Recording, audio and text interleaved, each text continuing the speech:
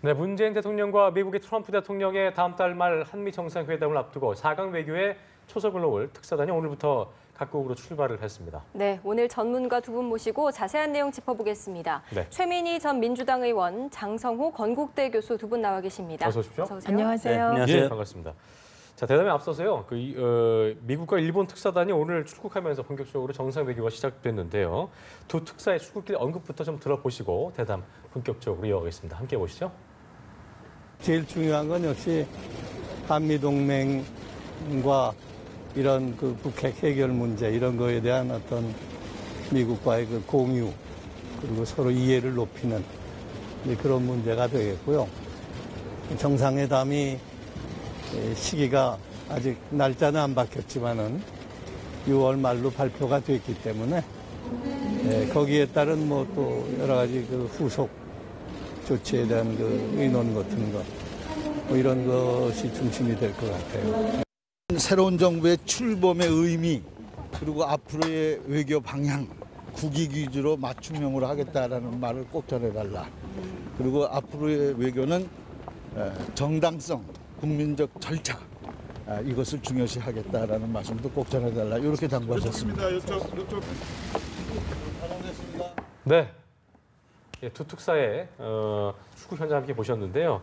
문 대통령은 어제 특사단과 오찬을 함께하면서 피플 파워를 통해서 새 정부의 출범을 강조해달라 이렇게 전했다고 하는데 어쨌든 사드도 그렇고 위안부 등 첨예한 그 외교 현안에 있어서 이전 정부와는 다른 목소리를 좀 내보겠다 이런 뜻이라고 봐야 될까요? 어떻게 좀 보고 계시나요? 그 말씀 들어보죠. 탄핵 국면과 촛불 민심 그것으로 인해서 탄생한 정권이기 때문에 정통성이 있다는 것을 강하게 각국 정부 정상한테 이것을 전하겠다는 것이죠. 일단 네. 정통성이 있지 않으면 정부의 외교 정책이라든가 방향이 그 나라에서 인정을 하지 않지 않습니까? 네. 그런 차원에서 지금 문재인 대통령 입장에서는 이번 보궐선거성 대통령 선거지만 아주 정통성 있는 민주정부다. 이런 것을 일단은 특사를 통해서 사전에 설명할 가능성이 상당히 큰 것 같고, 예. 그리고 중요한 것은 문재인 대통령이 외교 비전과 정책을 그 나라 정부에 사전 정달을 하고 그리고 나서 정상회담으로 이어지는 것이 좋은 것 아니겠습니까? 그런 차원에서 이번 4강 특사는 전문성과 그리고 각 나라의 네트워킹이 아주 겸비된 중량급 인사를 선정했다는 것이 특수성이 있습니다. 그래요. 물론 특사라는 것은 대통령의 국정 철학을 잘 알고 있는 오랫동안 교분이 있는 분이 저는 가야 된다고 하는 것이 예. 맞는 것이고 여기에 뭐 탕평 같은 건 저는 뭐 제고할 그럴 필요는 없다고 봅니다. 그런 차원에서 홍석현 미국 특사 같은 경우는 주미대사를 2005년부터 참여정부 시절 했었고 그리고 미국의 어떤 사정에 정통한 분 아닙니까? 네. 그렇기 때문에 여러 가지 지금 현안 문제가 상당히 많이 지금 걸려 있는데 정상회담을 앞두고 상당히 적절한 인사가 지금 미국에 갔다고 보고 일본에 가는 문희상 의원도 마찬가지로 2004, 2008년 한일 의원연맹 회장으로 역임을 했었기 때문에 일본의 조회에 여러 가지 인적 인맥이 상당히 두터운 그런 어떤 일본 전문가를 네. 보냈다고 저는 평가를 합니다. 알겠습니다. 최 의원님 보시기에 이번 특사 파견 어떤 의미가 있다고 좀 보시는지 한번 말씀해 주시죠. 일단 말씀하셨듯이 특사 선정이 적재적소라고 생각합니다. 그 덧붙여서 이해찬 전 총리가 중국 특사로 18일 가시는데요. 예. 이해찬 총리는 중국 정치계 조야에 두루두루 이렇게 인맥이 두터운 분이고 네. 시진핑 주석과도 이제 가까운 것으로 알려져 있습니다. 그리고 중국에 대해서 누구보다 많은 천착을 하신 분이고요. 예. 그리고 뭐 러시아 특사도 마찬가지고요. 그래서 일단 적재적소에 인원을 잘 이렇게 배정했다, 인재를 이렇게 보고요. 이거는 이제 문재인 정부의 국정 철학을 특사에서도 그대로 적용한 것으로 보입니다. 그러니까 대탕평을 하지만 그 대탕평의 기준이 그 무조건적인 탕평이 아니고 적재적소다 이 말씀 드리고요. 네. 그다음에 이제 여기 이전 정부와의 차별화를 이제 다들 물으십니다. 근데 기준은 이전 정부와의 차별화가 아닙니다. 예, 중요한 것은 이미 한반도 그 외교 안보 전략의 기본을 문재인 대통령께서 후보 시절에 다 말씀을 하셨어요. 그러니까 뭐 대북한과의 관계는 햇볕 정책과 대북 평화 번영 정책을 기본으로 그 상황의 남북 관계의 긴장도에 따라 조절하는 게 맞지 않냐 이런 말씀하셨고 그다음에 두 번째는 한미 동맹이 기본이다. 그러나 한미 동맹을 당당하게 우리가 주도적으로 해 나가겠다 이런 말씀하셨고 마찬가지로 중국에 대해서도 이제 과거와는 달리 중국이 우리 경제에서 차지하는 포션도 커졌고 그리고 지리적으로 특수성이 있고 북핵 위기에 있어서 또 적극적인 역할을 해줘야 될 나라가 중국이기 때문에 그런 국익적 관점에서 동맹 관계를 재편해 나가겠다 이런 말씀은 뭐 다 이미 하신 거고요. 다만 일본 부분이 좀 복잡합니다. 왜냐하면 일본은 가깝고도 먼 나라이잖아요. 그리고 이게 영토 분쟁적 측면에서 보면 일본은 독도를 놓고 계속 분쟁을 하고 있기 때문에 이게 복잡한 함수 관계가 있을 수밖에 없고요. 우리의 예. 역사적인 아픈 경험도 그렇고 또 하나는 이제 한미일 삼각 동맹이라고는 하지만 사실상 미일한 수직 동맹이 아니냐는 문제 제기가 계속 나오고 있습니다. 그래서 예. 그 일본 특사로 문희상 그 의원처럼 정말 관록 있고 일본을 잘 아는 분을 파견한 것도 잘하셨지만 무엇보다 이제 오늘 피플파워 말씀하시는 것도 앞으로의 모든 우리나라 국가 운영은 국민 중심으로 해나가겠다는 의지의 표현이라고 생각합니다. 예, 알겠습니다. 자, 다음 달 말에 이제 워싱턴에서 한미 정상회담이 열립니다. 역대 정부 출범 이후에 가장 빠르게 이뤄진 것이기 때문에 그 의미가 있는 것 같은데 출발은 좋은데 이제 사드나 FTA, 대북 정책 같은 첨예한 문제에 있어서는 좀 이견이 있을 수 있다 이런 관측이 나오고 있거든요. 어떻게 좀 이야기 흘러갈 거라고 예측하시나요? 우리의 최대 우방국이고 안보 동맹국이고 한미 상호 방위 조약을 체결한 국가. 역대 대통령이 취임하면서 사실상 가장 먼저 정상회담을 하는 것이 미국 아니겠습니까? 예. 이번 문재인 정권도 마찬가지로 미국과의 정상회담을 6월 말경에 이렇게 하기로 지금 결정을 했는데 여기에서는 안보와 경제 협상 두 가지가 차별적으로 하는데 미국의 어떤 대외적인 위상을 보면 국익 우선의 어떤 외교 정책을 틀림없이 추진하고 있다. 네. 그렇기 때문에 안보적인 측면과 경제적인 협상은 별개로 이렇게 해서 치열하게 서로 양국 간의 밀고 당기기 협상이 계속될 가능성이 크고 문재인 대통령께서 선거 기간 동안 지금까지 쭉 사드 문제에 대해서 발언한 것이 있습니다. 예. 그것에 대해서 미국과의 협상에서 정상회담에서 어떻게 이것이 조율이 될지 저는 가장 큰 관심이라고 봅니다. 그리고 그래서 사드의 한반도 배치를 일단은 배치가 끝났는데 이거에 대해서 재협상을 하자고 요구를 할 건지 만약에 정상회담에서 이것을 요구를 하지 않으면 국내에서 상당히 반발이 있을 가능성이 크고 그리고 사드 현장에서 지금 보면은 뭐 300m까지 탑을 쌓아 올리고 있는 이런 상황 아니겠습니까? 이것을 과연 한미 정상이 어떻게 풀 것인가? 특히 문재인 대통령의 외교력 시험대가 바로 이 사드 문제에 집중되리라고 보고 특히 사드와 관련해서 비용 분담 문제도 지금 미국에서 틀림없이 요구를 할 겁니다. 이거에 대해서 정부가 어떤 입장을 취할 것인지 그리고 또 주한미군 방위비 분담금 문제가 아주 현안으로 걸려 있지 않습니까? 네. 이런 것들 미국에서 트럼프 행정부가 트럼프 대통령이 취임하기 전부터 이거에 대해서 한국을 구체적으로 검토하면서 이 문제에 대해서 앞으로 강력하게 요구를 할 것이다. 예. 이렇게 했기 때문에 이것을 또 우리 정부가 어떻게 대처를 할 것인지 그리고 또 한미 FTA 재협상 문제가 있지 않습니까? 이 한미 FTA 때문에 노무현 정권이 출범할 때부터 이게 상당히 어려움을 겪었는데 또다시 역설적으로 다시 민주정부인 문재인 정부가 출범하면서 한미 FTA 재협상을 미국에서 틀림없이 재협상을 요구를 할 겁니다. 이 산적한 현안을 한미 지금 정상회담에서 뭐 인사도 하기 전에 이것부터 이제 협상에 들어가야 될 텐데 이런 것들이 지금 이제 집권 초기라 지금은 아주 뭐 국민들도 기대가 크고 뭐 75%, 80% 정도 지금 지지율이 나오지 않습니까? 그러나 이제 실질적으로 지금 이제 이를 이제 추진하게 들어가는 것이 6월 말부터입니다. 그래서 이것을 어떻게 해결하냐에 따라서 앞으로 문재인 정부의 성패가 갈린다고 봅니다. 네. 네. 최 의원님은 이번 정상회담 어떻게 좀 예상하세요? 일단 이제 말씀하시던 중에 사드 비용을 요청할 거다. 이 부분이 대선 토론에서도 굉장히 쟁점이 되었었죠. 근데 그 요구할 거다 안 할 거다에서 우리 문재인 대통령을 제외한 나머지 분들은 그걸 요구하지 않는 건데 그 트럼프 대통령의 어떤 사업가적 기질 때문에 던지는 거다. 뭐 이런 말씀이 있으셔서 저는 이제 모든 사안은 기본적으로는 그 정확하게 의중을 파악하는 게 중요할 것 같습니다. 그리고 이제 그 트럼프 대통령은 사드 비용을 뭐 2번이나 한국이 부담해야 된다 이렇게 얘기를 했지만 또 보좌관은 같은 듯 다른 얘기를 했고 그랬기 때문에 일단 그 부분은 사실 확인을 해봐야 된다 이런 말씀을 드리고요. 근데 중요한 게 있습니다. 이 사드 문제는 미국과의 관계만 풀어서 되는 게 아니고 중국과 같이 풀어가야 된다는 문제라는 네. 겁니다. 그래서 이번에 미국, 중국 같이 특사를 파견하면서 일정하게 조율을 하시지 않았을까? 그 대통령님 머릿속에는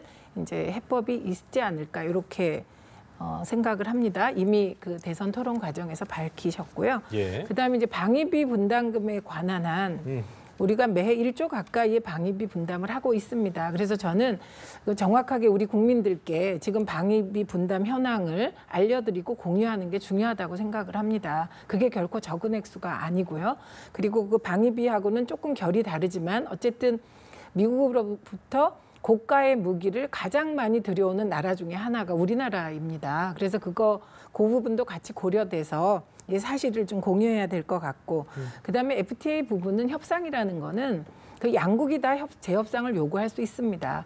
그럼 이제 그 재협상을 할 때 이제 양국이 다 국익을 위해서 뭐 대립도 하고 타협도 하고 그러는 건데 우리도 FTA 조항 중에 독소 조항들 해결해야 될 것들이 있습니다. 그래서 그런 그 재협상을 하게 되면 만약에 그러면 우리도 적극적으로 국익을 위해서 독소 조항을 해소하는 그런 방향으로 갔으면 좋겠다 이 말씀을 드리고요. 그다음에 이제 저는 이 외교 안보 국방 분야에서 가장 중요한 것, 특히 예. 외교 분야에서는 이게 국익적 관점에서 처리하는 거라고 봅니다. 그래서 저는 이전 정부의 차별화는 기준이 아니라고 거듭 말씀을 드리고요. 저는 이전 정부도 이전 정부 나름대로 국익을 위해서 협상을 해왔다고 생각합니다. 다만 이제 많은 분들이 문재인 대통령에게 주체적이며 주도적인 협상, 국익을 위한 협상을 이제 주문하시는데 그럴 조건을 갖고 계시다. 문재인 정부가 그럴 조건이라고 생각합니다. 그러니까 알겠습니다. 그 떳떳하고 주도적인 조건을 갖췄다. 그래요. 네, 그래서 알겠습니다. 국민적 지지를 받고 있고, 그리고 또 뭐 빚진 데가 없고, 그리고 지금 뭐 우리가 흔히 얘기하는 어떤 협상 과정에서 당당하지 않을 이유가 없다. 이 점에서 조금 지켜보고 믿어주십사 이렇게 말씀드립니다. 그래요. 예. 알겠습니다.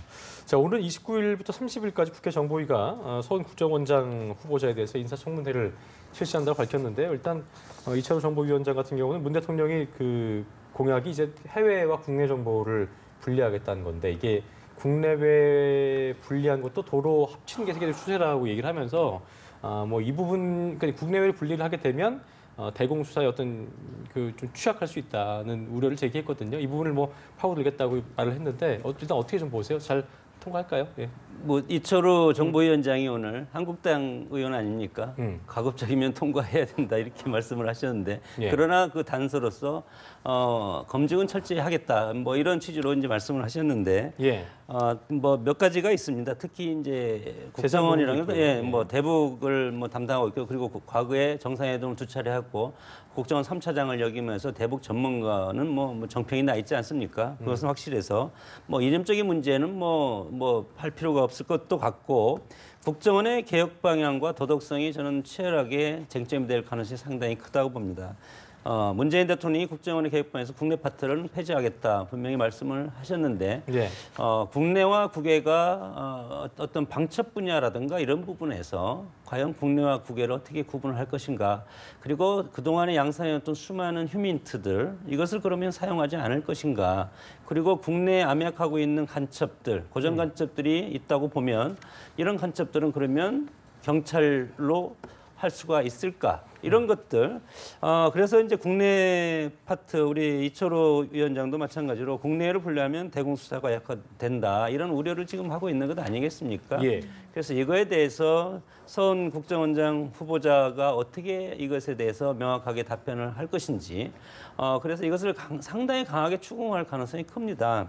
그리고 이제 도덕성 문제는 뭐 재산과 뭐 전입 뭐 여러 가지 위장 뭐 그런 문제 여러 가지가 이제 있을지 없을지 그것은 언론과 여러 가지 그 한국당 야당의 공세, 야당이 얼마나 이것을 파헤치냐 그거에 따라서 이제 달린 건데 최근에 뭐 부인 명의로 상가 점포를 포함해 35억 원에 이르는 재산 형성 과정 이런 것이 있다고 하는데 예. 이것은 뭐 언론과 청문위원들이 충분히 이것에 대해서 뭐 검증을 하고 후보자가 이것에 대해서 명확하게 답변을 해야 된다고 봅니다. 예. 네. 알겠습니다. 자, 지금까지 이제 청와대 인선을 좀 보면요. 문재인 정부에 문재인 사람이 없다는 평가가 나오고 있습니다. 문 대통령의 최측근으로 통하는 인사들의 이선 후퇴가 계속 이어지는 이유는 뭐라고 좀 보십니까?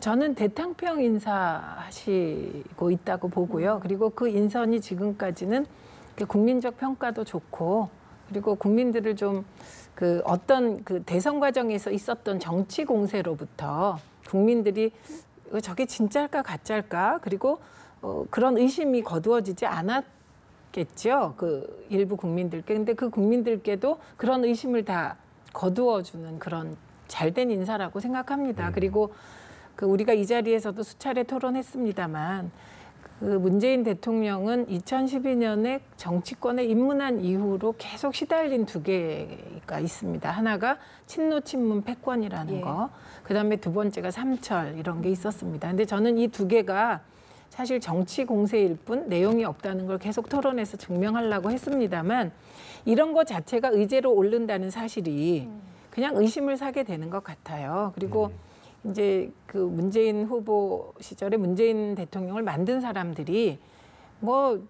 저는 상식적인 경우라면 국정 철학을 가장 잘 알고 있고 대통령을 만들었으면 능력도 있는 거고, 그러면 보통의 경우는 같이 국정에 참여해서 일을 잘하면 되는데 그런 정치 공세로부터 국민들을 좀 걱정을 덜하게 시키시겠다는 표현이고요. 그리고 또 주변에서도 마음은 아프겠지만 쿨하게 우리가 대통령의 성공을 위해서 물러나겠다, 이런 분위기가 형성되고 있는 것이지요. 그래서 지금 그렇게 쿨하게 통 크게 물러나 주시는 우리 핵심 일하셨던 분들도 결국은 인생은 세옹지마니까요.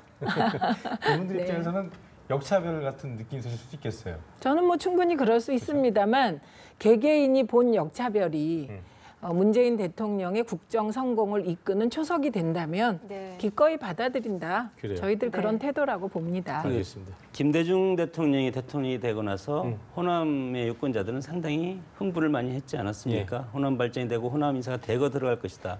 오히려 역차별을 당했다고 호남의 어떤 여러 인사들은 말을 하고 있듯이, 마찬가지로 지금 문재인 정부가 초기에 지금 이 과정을 보면 박근혜 전 대통령의 트라우마를 상당히 생각하고 있는 것이 아닌가.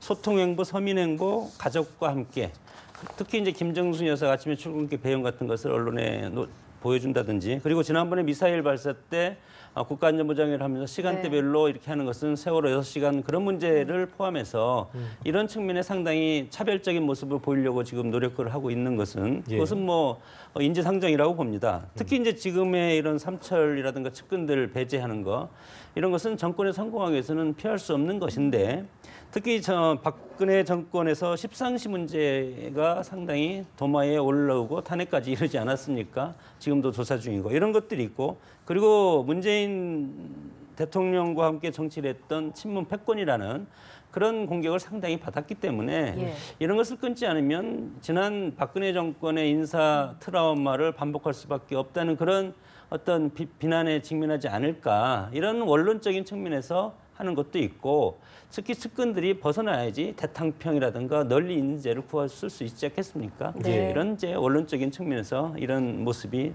나타난다고 봅니다. 근데 이 부분은 조금 제가 한 말씀만 붙이자면, 이제 양정철 비서관이 물러나면서 이런 말을 했습니다. 앞에서 공식적으로 일을 하면 패권이라 그러고, 뒤에서 하면 패권이라 그래서 뒤에서 일하면 비선이라고 한다. 그러니까 이거 무슨 말이냐면, 진짜 양정철 비서관은 실무자입니다. 그리고 일을 잘하는 실무자인데, 저는 양정철 비서관에게 그 패권을, 그거는 정말 아니었던 것 같아요. 그러니까 거듭 말씀드리지만, 제가 토론 과정에서도 친문 패권이 실체가 뭐냐고 하면 답하신 게 딱 하나였어요. 그러니까 그 문재인 대통령과 일했던 분들이 당을 다 떠나지 않았냐, 이런 건데, 거기에 대해서도 저희가 충분히 해명을 했습니다. 왜냐하면 당이라는 건 대표 하나, 대통령 하나인데, 지난해 1월에 저희 당의 인재가 너무 넘쳤던 거예요. 대표할 만한 분도 많고 대통령 후보 될 분들도 많아서, 그런 과정에서 이제 나가셔서 제3지대를 구축해서 안철수 의원도 후보가 되시고 대표도 되시고 이런 건데, 그거를 꼭 그렇게 패권이다 아니다 이렇게 탓을 하는 건 아닌 것 같다 이렇게 말씀도 드렸거든요. 네. 그래서 네.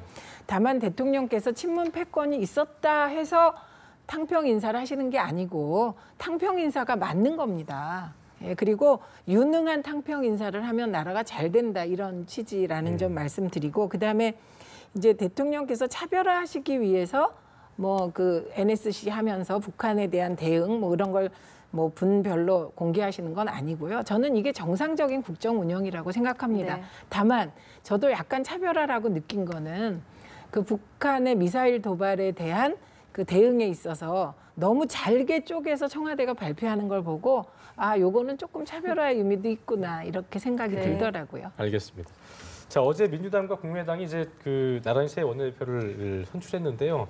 뭐 두 분 다 많은 과제가 있는 것 같고 일단 특히 우원식 원내대표 같은 경우에는 이제 뭐 야당 여소야대 국면이기 때문에 야당과 협치를 잘할 것인 특히 뭐 이낙연 국무총리 청문회가 첫 번째 시험대 될 것이다 뭐 이런 전망이 나오던데 어떻게 좀 보고 계시니 한번 들어볼까요? 그 우원식 원내대표에 대해서 좀 말씀을 드리자면 우원식 원내대표는 그 평민연으로 김대중 대통령을 모시면서 정치를 시작한 분입니다. 예. 그리고 그 호남 정서에 대한 이해도 깊은 분이고 또 개혁성도 있는 분이에요. 그래서 DJ가 되게 총애하셨던 분 중에 한 분입니다.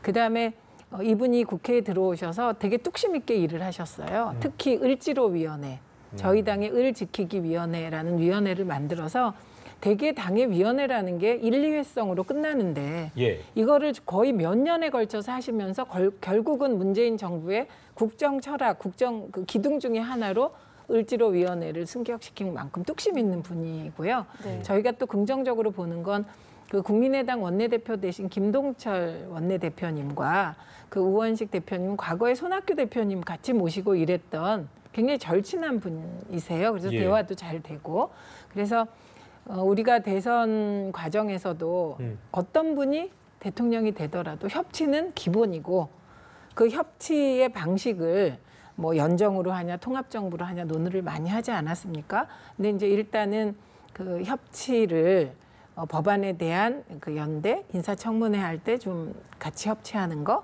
이렇게 낮은 단계에서 시작할 수밖에 없는 것 같고요. 저는 우원식 대표님과 김동철 대표님이 워낙 소통이 잘 되는 분들이기 때문에 네.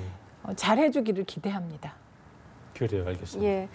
자, 문재인 대통령이 여야 원내대표 오는 19일 청와대 오찬 회동을 공식 제안했습니다. 네. 과거에는 대통령과의 회동이 만남 이상의 뭐 실질적 성과는 거두지 못했다 이런 평이 많았는데 이번에는 좀 어떻게 예상하십니까? 지금 뭐 여당과 야당 누구나 할 것 없이 일단 협조하겠다. 그런 것이 뭐 강한 지금 뭐 새 정부 출범에서 지금 딴지라든가 반대를 해서 되겠습니까?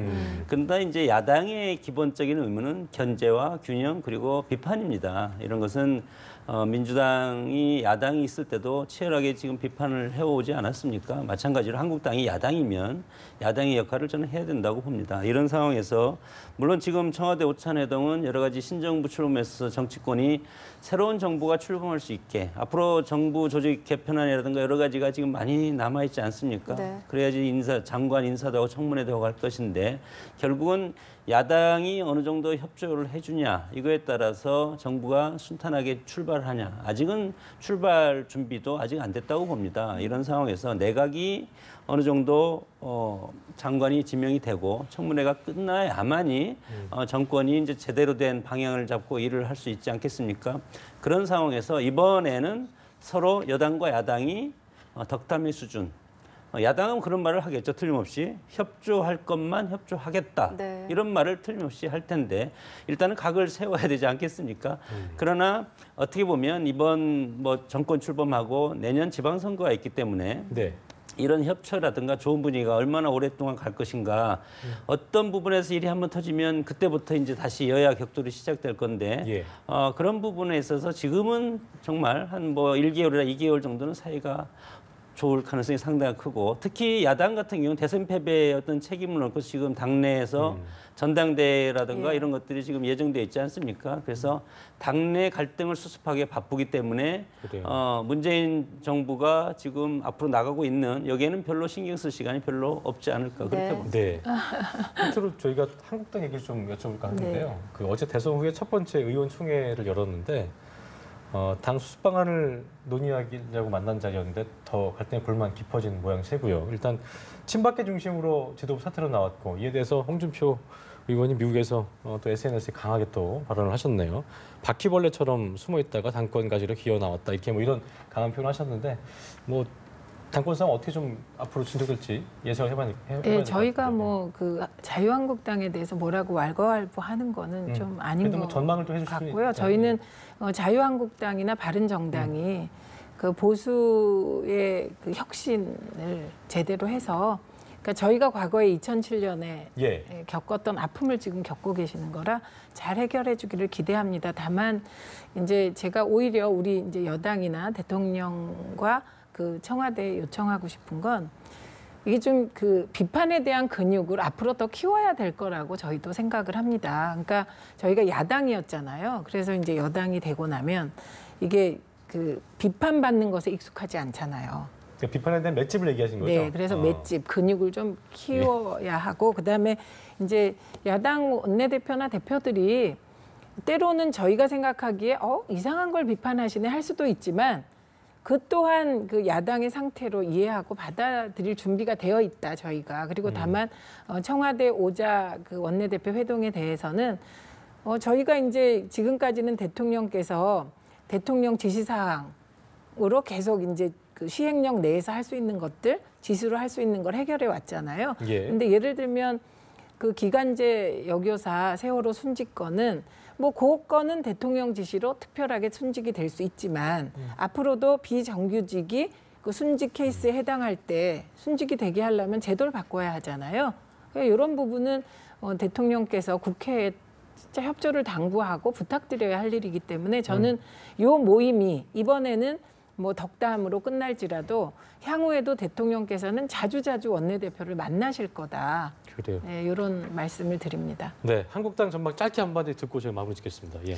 한국당 전당이 상당히 중요하다고 봅니다. 이번 선거가 차기 대선의 출발이라고 저는 생각을 하고 물론 뭐 문재인 정부 견제의 어떤 그런 지도부라는 측면도 있지만 차기 대선의 출발이라는 것은 내년에 지방선거에 있지 않습니까? 지방선거 공천권을 행사한다는 것은 이 지방선거의 공천자들이 나중에 네트워킹해서 대선에 바로미터가 되는 조직원들이 되기 때문에 예. 이번 당권은 범친박 후보 대 홍준표 후보가 붙을 격돌할 가능성이 상당히 크고 이렇게 봐서 범친박 후보로서는 현재 어떤 정우택 원내대표를 내세우지 않을까 그리고 정우택 원내대표와 홍준표 지난 대선 후보가 격돌을 해서 누가 표면적으로 그럴 겁니다. 누가 문재인 정부에 가장 각을 세우고 비판의 칼날을 가장 강하게 내세울 후보가 누군지 이것을 가려달라 이런 것이 주제가 되지 않겠습니까? 그래요. 네. 알겠습니다. 네.